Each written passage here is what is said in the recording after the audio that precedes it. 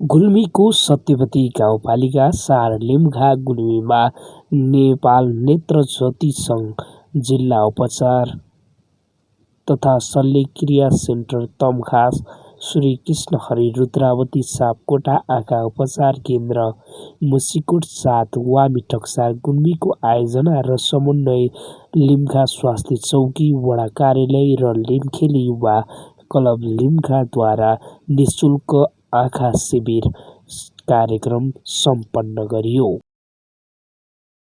2083 साल ज्येष्ठ महिना 2 गते बिहान 9 बजेबाट सुरु गरिएको कार्यक्रम रातको 9:30 बजेसम्म निरन्तर चल्यो। लिम्घाका करिब 340 जनाले यो शिविरमा लाभ लिए। कार्यक्रममा निःशुल्क आँखा जाँच, औषधि वितरण, चस्मा वितरण गरी विभिन्न परामर्श समेत प्रदान गरियो।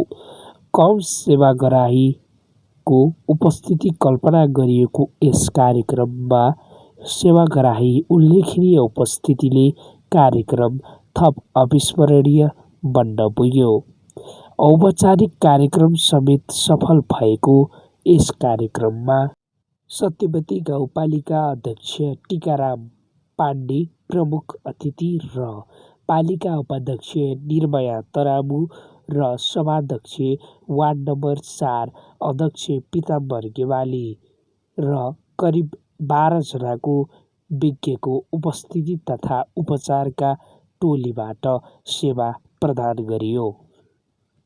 स्थानीय क्लबको उल्लेखनीय समन्वय भएको कार्यक्रममा सेवाग्राहीको ओठमा छुट्टै मुस्कान देखिन्थ्यो।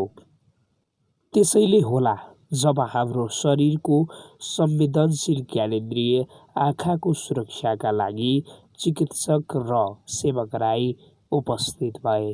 भन्दा अगाडि लिम्घा स्वास्थ्य चौकी, वार्ड कार्यालय र क्लबद्वारा विभिन्न यस्ता कार्यक्रम लिएर आएको जानकारी दिनुभयो स्वास्थ्य चौकी प्रमुख इन्चार्ज रामबहादुर सूर्यवंशी।